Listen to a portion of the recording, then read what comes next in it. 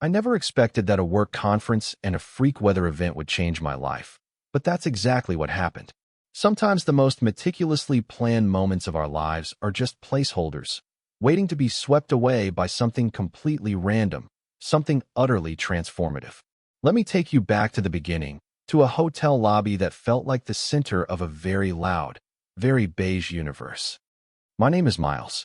At the time, I was 28, working as a graphic designer for a mid-sized firm that believed professional development meant sending its more introverted employees to sprawling, anonymous conferences. This one was for design and architecture, held in a city I'd never visited, inside a hotel so vast it probably had its own postal code. I've always been a creature of habit, a planner. My days were scheduled, my meals were predictable, and my social life was a quiet, curated affair. This conference was a disruption, a 3-day exercise in navigating forced pleasantries and feeling deeply, profoundly out of place. The main lobby was a symphony of controlled chaos. You know the kind. The air hummed with the ambition of hundreds of people trying to network their way up some invisible ladder. It smelled of industrial-strength cleaner, expensive perfume, and the faint, desperate aroma of lukewarm coffee. Men in sharp suits and women in power blazers moved with a purpose I couldn't dream of emulating. They laughed too loudly at jokes that weren't funny and exchanged business cards like they were dealing poker. I just stood near a potted plant that looked as tired as I felt, nursing a bottle of water and trying to look like I belonged there. It was in this sea of performative confidence that I first saw him. He was at the front desk, leaning against the marble countertop. But he wasn't stressed or impatient like everyone else. He was laughing with the receptionist, a genuine, unforced laugh that seemed to cut through the drone of the room. He had dark, slightly messy hair that looked like he'd been running his hands through it all day. He was wearing a simple gray Henley that stretched just so across his shoulders and worn-in jeans. He looked rugged and real in a room full of pressed shirts and polished shoes. My eyes traced the lines of his profile, the strong set of his jaw, the way his eyes crinkled at the corners when he smiled. He was talking animatedly, using his hands to describe something, and the receptionist was completely captivated. Of course she was. He had an energy about him, a warmth that radiated outward and made you want to be closer to it. I felt that familiar, dull ache in my chest, the one that always showed up when I saw someone like him. It was a cocktail of pure admiration and resigned acceptance. He was beautiful, he was confident, and he was, in all likelihood, so far out of my world that he might as well have been on another planet. It was a safe assumption, the one I always made. It was easier that way. I watched him for a few more moments, committing the image to memory like a photograph. He finally finished his conversation, gave the receptionist one last charming smile, and turned away, disappearing into the crowd heading toward the conference halls. I let out a breath I didn't realize I was holding. It was just a fleeting moment, a passing observation. That's what I told myself. He was just another handsome face in a crowd of strangers. I took a sip of my water, the plastic crinkling in my hand, and tried to focus on the schedule for the afternoon breakout session on minimalist font theory. It was safer territory. The conference droned on. I collected pamphlets, sat through presentations, and made just enough small talk to feel like I was participating.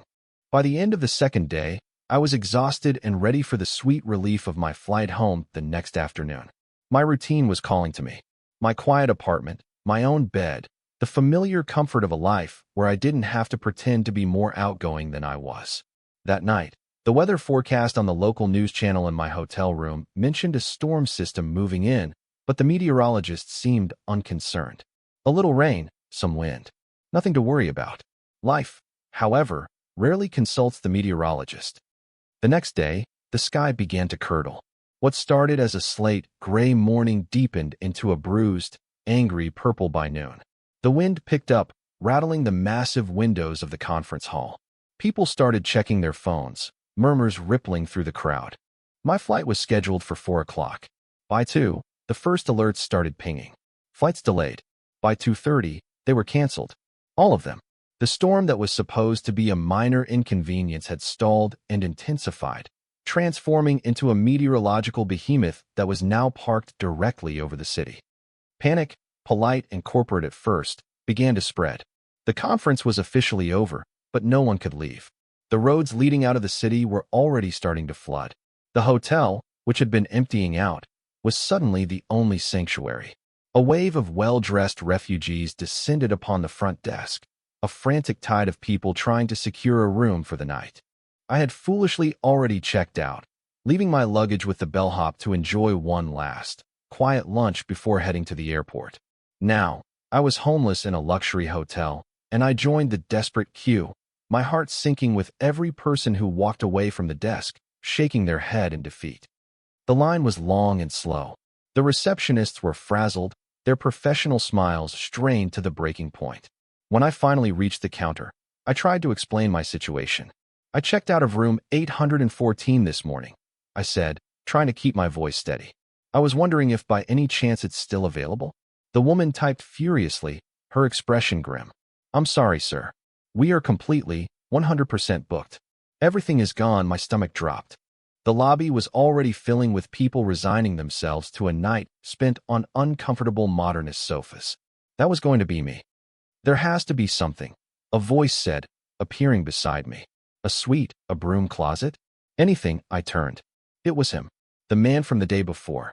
He looked stressed now, his hair damp from the rain, his easy smile replaced by a frown of concern. He was talking to the same receptionist I had been. "My booking was at the hotel across town," he explained. "The roads are closed. I can't get there. There must be one room left." The receptionist, bless her, looked like she was on the verge of tears. She typed again, her fingers flying across the keyboard. Her eyes widened slightly. "Wait," she said, her voice barely a whisper. "There is one. A cancellation just came through. It's the Summit Suite. But there's only one keycard." She held it up as if it were a holy relic. We both stared at it. The Summit Suite. It sounded expensive and large. But it was a room. It was a bed. We both started talking at once. "I'll take it," I said. "I need it," he said, at the exact same time. We stopped and looked at each other. For the first time, our eyes met directly. His were a startling shade of hazel, flecked with green and gold. In that moment, I forgot about the storm, the crowd, everything. He broke the silence. A ghost of that charming smile returned to his face, but it was different now. It was a problem-solving smile. He looked from me to the overwhelmed receptionist and back again. "Look," he said, his voice calm and reasonable. "We're both stuck. We both need a place to sleep. It's a suite, right? I'm sure it's big enough for 2 inch." He directed the question at the receptionist, who just nodded dumbly. Then he turned his full attention to me. "We're both professionals here, right? It's just for one night. Better than sleeping on those awful couches." He was right. It was the logical solution. But my mind wasn't feeling very logical. My heart was hammering against my ribs. Share a room? With him? The idea was both terrifying and exhilarating. All I could manage was a short, jerky nod. Saying no would have been complicated and awkward. It would have required an explanation I didn't have. So I agreed. "Okay," I managed to squeak out. He grinned, a full, relieved grin this time. "Great. I'm Julian, by the way, Miles," I replied, my voice a little stronger. The receptionist, looking profoundly grateful to have this problem resolved, handed the single key card to Julian. He took it, his fingers closing around the small piece of plastic. "All right, Miles," he said, turning to me with an air of theatrical leadership. "Shall we?" And just like that, we were partners in this strange, weather-induced adventure. The storm raged outside, but inside, a completely different kind of turbulence was just beginning. The elevator ride up to the top floor was silent and awkward. The air between us felt thick with unspoken things. I was acutely aware of his presence next to me, the scent of rain and something else, something clean and masculine. Julian, for his part, seemed to be staring intently at the floor numbers as they lit up, as if they held the secrets of the universe. I clutched the handle of my carry-on bag, my knuckles white. What had I just agreed to? The suite was, as the name suggested, impressive. It was bigger than my entire apartment. A spacious living area with a plush sofa and a massive television opened onto a balcony overlooking the stormy city. A kitchenette was tucked into one corner. And, to my immense relief, a short hallway led to 2 separate doors. 2 bedrooms. I let out a slow, quiet breath. The universe had decided to show me a small mercy. "Well, this doesn't suck," Julian said, breaking the silence as he tossed his duffel bag onto a chair. He walked over to the floor-to-ceiling windows, peering out at the sheets of rain lashing against the glass. "It's like the end of the world out there," he turned back to me, and the confident facade seemed to slip for a moment. He looked genuinely unsettled. "I'll take the room on the left if that's cool with you," he said, gesturing with his thumb. "Sure, that's fine," I said, my voice sounding distant to my own ears. The initial awkwardness slowly began to melt away, replaced by the simple, universal bond of two people stuck in the same predicament. The hotel restaurants were overwhelmed, a chaotic mess of stranded travelers. So, we did the only logical thing. We ordered room service. An hour later, we were sitting on opposite ends of the giant sofa, a coffee table laden with burgers, fries, and two ridiculously overpriced beers between us. The television was on, tuned to a 24-hour news channel, the volume low. Outside, the storm provided a dramatic soundtrack, with thunder rumbling in the distance. It was strange, but as we ate, we started to talk. Really talk. It began with the conference, the presentations we'd liked, and the ones we'd slept through with our eyes open. I told him I was a graphic designer, and his eyes lit up. "No way," he said. "I'm a landscape architect." I must have looked surprised, because he laughed. "Yeah, I know. I look more like a guy who digs ditches." I didn't say that. I mumbled, my face growing warm. He just smiled. "It's okay. Most people think architects are stuffy old guys in tweed jackets. But I'm the one who gets to play in the dirt." And as he talked about his work, his entire demeanor changed. The casual, confident front man from the lobby disappeared, and in his place was someone passionate, someone who spoke about creating urban green spaces with a reverence that was almost spiritual. He talked about the importance of giving city dwellers a place to breathe, a patch of nature to connect with. He believed a well-designed park could change a community. His voice was full of earnest conviction, and I found myself leaning forward, completely captivated. Then, he did something that surprised me. He reached for his duffel bag and pulled out a worn, leather-bound sketchbook. "Can I show you something?" he asked, his voice suddenly a little shy. He opened it on the coffee table between us. It wasn't filled with technical blueprints or precise architectural drawings. It was filled with art. Beautiful, expressive sketches of winding garden paths, sprawling trees, and hidden courtyards, all rendered in soft pencil and delicate watercolor. They were breathtaking. It was a side of him I never would have guessed existed, a hidden well of artistry and sensitivity beneath the easygoing surface. "These are incredible, Julian," I said, and I meant it. He ducked his head, a faint blush coloring his cheeks. "Thanks. It's just how I think things through." He told me about his hands, how they were perpetually stained with soil or scratched from branches. "The sign of a good day's work," he said with a wry smile. I laughed. "My hands are the opposite," I admitted. "The worst I have to deal with is a graphite smudge or an ink stain." We both looked at our hands then. His were strong and capable, with calluses on the palms. Mine were pale and slender, the hands of someone who spent their days manipulating pixels on a screen. The contrast was stark, yet it didn't feel like a barrier. It felt interesting. Later, as we were clearing away the remnants of our dinner, our fingers brushed. It was a small, insignificant moment. We both reached for the same tray, and the backs of our hands made contact for a fraction of a second. But it wasn't insignificant to me. A jolt, warm and electric, shot up my arm. It was the kind of touch that you feel long after it's over. He pulled his hand back quickly, almost too quickly. "Sorry," he muttered, not quite meeting my eyes. "No, it's fine," I said, my own voice a little breathless. But in that brief, charged moment when our eyes finally did meet, I saw a flicker of something. Something I couldn't quite name, but it made my heart beat a little faster. The storm outside was still raging, but the one inside me was just getting started. As the night wore on, the storm intensified. The wind howled, and the rain came down in relentless, driving sheets. The thunder was no longer a distant rumble. It was a percussive, ground-shaking crack that seemed to happen directly overhead. And then, with a final, violent flash of lightning that illuminated the entire suite in a stark, blue-white light, the power went out. The television died. The lamps flickered off. We were plunged into a sudden, profound darkness. A beat of absolute silence, and then the emergency generators for the building kicked in, casting a dim, eerie glow in the hallway outside our door, but the room itself remained dark. The only light came from the intermittent flashes of the storm and the small beams of our phone flashlights, which we quickly switched on.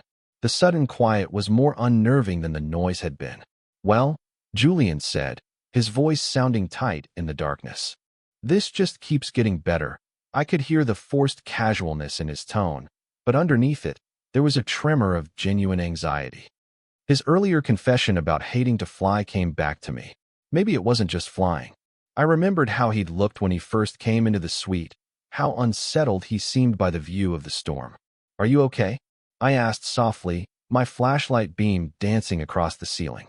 He took a moment to answer. "Yeah, I'm fine. Just not a big fan of thunderstorms." It was a massive understatement.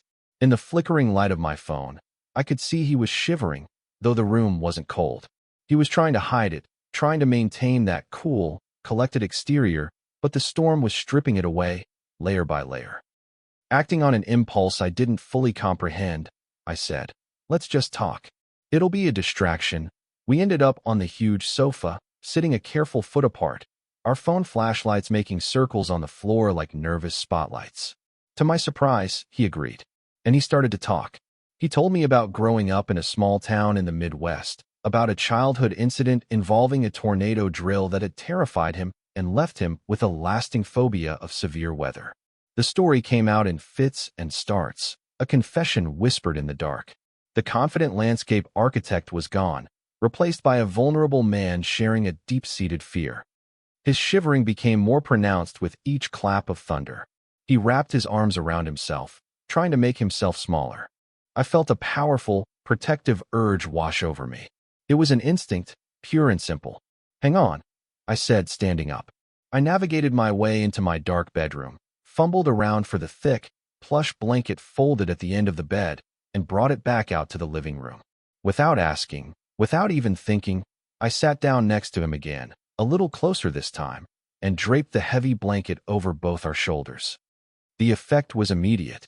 We were enclosed in a small, warm tent of our own making. The space between us vanished.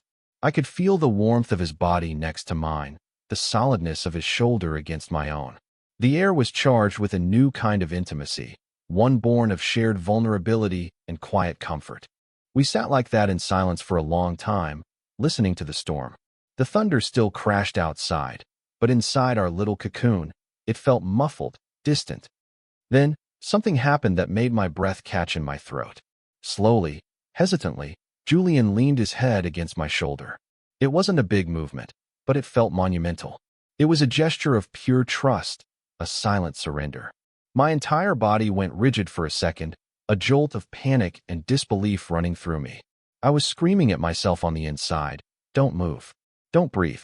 Don't mess this up." Then, just as quickly, I relaxed. I let my own body settle, accepting his weight, his presence. It felt right. Incredibly, terrifyingly right. He let out a long, shuddering sigh, the tension finally seeming to leave his body.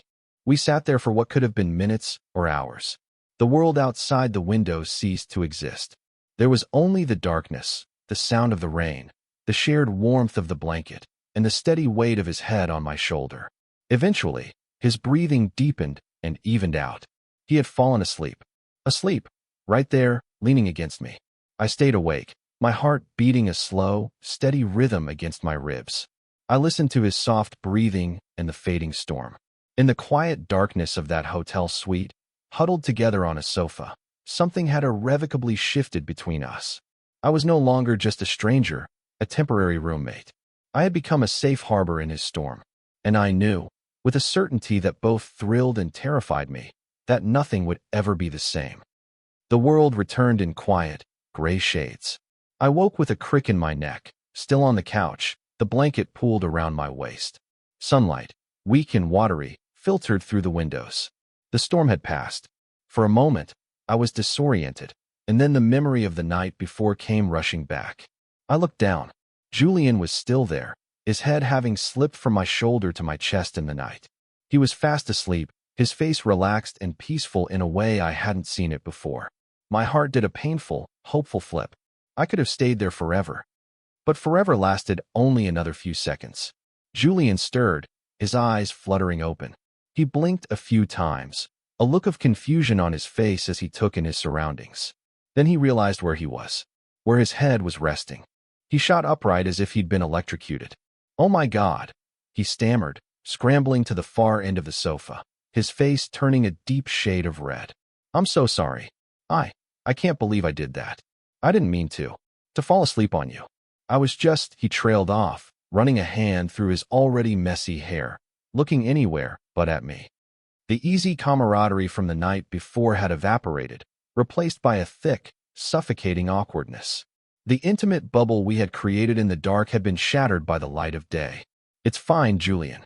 Really," I said, trying to sound casual, but my voice was strained. "You were exhausted. It's no big deal," but it felt like a big deal. It felt like the biggest deal in the world. He just nodded, still not looking at me. "Thanks," he mumbled, before practically bolting for his bedroom, closing the door firmly behind him. I sat there alone in the cavernous living room, the indentation on the cushion next to me the only evidence of what had happened. My mind was a whirlwind of confusion and second-guessing. I spent the next hour in my own room, replaying every moment of the night in excruciating detail. The shared sketchbook, the brush of our hands, the story of his phobia, the weight of his head on my shoulder. Every glance, every word, every silence was put under a microscope and analyzed. Was it all in my head? That was the question that tormented me. Was I just another classic case of a lonely gay guy projecting his own hopes onto a kind, straight man in a moment of vulnerability? The thought was mortifying. Straight guys could be scared of storms. Straight guys could need comfort. Straight guys could fall asleep on their friends. It didn't have to mean more. In fact, it almost never did. The fear of rejection, of having made a fool of myself by misreading the situation so completely, was a cold knot in my stomach. I decided on a course of action: retreat. I would be cool, professional, and friendly. I would act as if last night was nothing more than a weird anecdote we'd one day tell. I'd pretend that having him sleep on my chest was as unremarkable as sharing a bag of pretzels. It was a defense mechanism, a way to protect myself from the potential humiliation. I showered, got dressed, and packed my bag, a sense of finality settling over me. We would check out, say a polite goodbye, and I would never see Julian again. It would just be a strange story, a brief and intense connection that burned brightly for one stormy night before flickering out. I steeled myself for the end, trying to convince my heart that it was better this way. When I walked back into the living area, my bag packed and my cool demeanor firmly in place, I found Julian standing by the window, staring out at the now calm city. He had his own bag at his feet. The awkward tension was still there, a third person in the room with us. "Roads are clear," I said, my voice sounding unnaturally loud in the quiet suite. "Guess we can escape now." I was trying for breezy, but it came out brittle. He turned away from the window, his expression unreadable. He looked tired. "Yeah," he said quietly. "Guess so." He took a step toward the door, then stopped. He stood there for a long moment, seemingly wrestling with something internally. I braced myself for the polite, meaningless farewell. "Well, it was," I started to say, but he cut me off. "Miles," he said, and his voice was so serious it made me freeze. "Can we talk for a minute? For real?" My carefully constructed wall of indifference crumbled instantly. I just nodded, unable to speak. He took a deep breath, like a diver preparing to plunge into icy water. "Look, this is probably going to sound insane," he began, his eyes finally meeting mine. They were filled with an unnerving mix of fear and determination. "I need to be honest with you. About last night. And the night before." He paused, gathering his thoughts. "I didn't just stumble upon you at the front desk yesterday. I saw you at the opening reception. I saw you a couple of times, actually.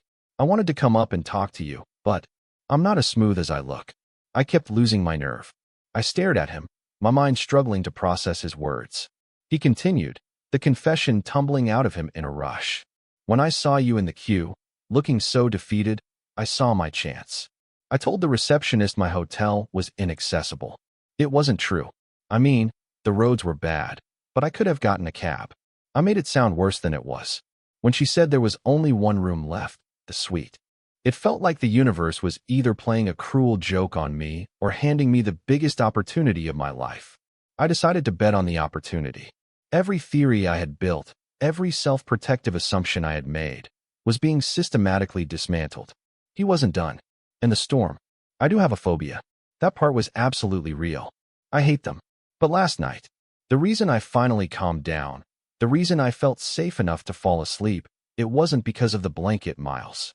It was because I was with you. He took a step closer, his gaze unwavering. This morning, I panicked. Because suddenly it was daylight, and all the fears came rushing back in. The fear that I'd read you wrong, that I'd totally creeped you out. He let out a shaky laugh. I haven't felt this way about someone in a very, very long time. And I was terrified of saying the wrong thing and losing my one chance. I was speechless. A tidal wave of relief, so powerful it almost buckled my knees, washed over me. All the anxiety, all the fear of being foolish, it all just dissolved, replaced by a brilliant, soaring joy. He thought he had misread the situation. He was just as scared as I was. I started, my voice thick with emotion. I thought it was all in my head. I thought you were just being nice. A slow, wonderful smile spread across his face, a smile of pure, unadulterated relief. Nice, he said, shaking his head. Miles, I spent half the night trying to figure out if it would be crazy to kiss you while you were asleep. I'm pretty sure that goes way beyond nice. We both laughed then, a shared sound of nerves and happiness that finally broke the tension. We ended up talking for another hour, piecing together the last 2 days from our two different, yet surprisingly similar, perspectives. It turned out his rebooked flight was that afternoon. My heart sank, but I wasn't going to let this connection slip away. Stay, I said, the word coming out before I could second-guess it. I'll stay. I'll change my flight. We could get dinner tonight. A real date. His smile was all the answer I needed. I'd love that, he said. He had to officially check out and then rebook his flight for the next day. He walked to the door of the suite, ready to head down to the front desk. He paused with his hand on the handle, then turned back. He walked over to me, his expression soft. He reached into his wallet and pulled out the single plastic keycard, the one that had started everything. He took my hand, turned it palm up, and pressed the keycard firmly into it, his warm fingers closing mine around it. I'll be back at 7, he said, his voice low and full of promise. His hazel eyes held mine, and in them I saw the start of a future I hadn't dared to imagine just hours before. Don't lose our key, and with a small, confident smile that made my stomach flutter, he stepped out into the hall and closed the door behind him. I was left standing alone in the quiet suite, the piece of plastic in my hand feeling less like a key and more like a promise. A promise that the end of the storm was only the beginning of our story. That night, we had our first real date. We found a small, quiet Italian restaurant a few blocks from the hotel. The awkwardness was gone, replaced by an easy intimacy, as if we had known each other for years. We talked about everything and nothing, our families, our worst jobs, our favorite movies, our dreams. It felt less like a first date and more like a continuation of a conversation that had started in the dark during a thunderstorm. I changed my flight. He changed his. That one extra day turned into a long weekend.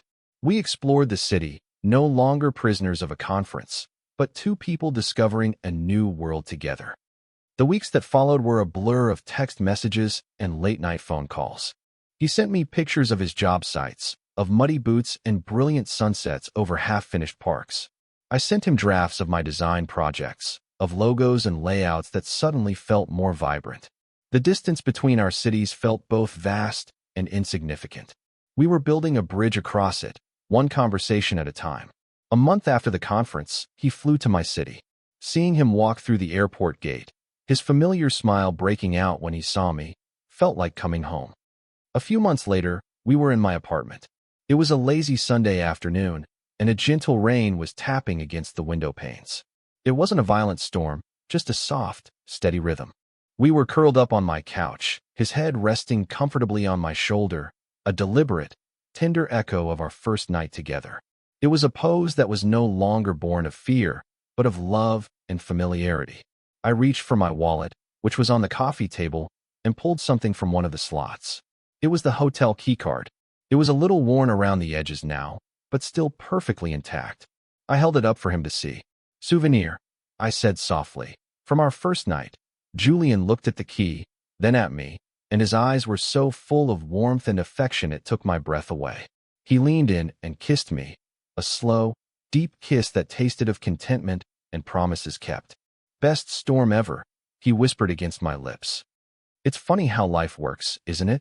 You can map out your entire existence, build routines and walls to keep everything orderly and safe. You can convince yourself that you know exactly where you're going. And then, a storm you never saw coming rolls in and changes everything. It washes away your plans and leaves you standing in the wreckage, vulnerable and exposed. But sometimes, if you're very, very lucky, you find someone else standing there in the rubble with you. You find the person who makes you feel safe in the chaos, the person who becomes your harbor. I never asked for the storm, but I would trade it for anything. It blew my old life apart, and in doing so, it blew Julian into it. And for that, I will be forever grateful.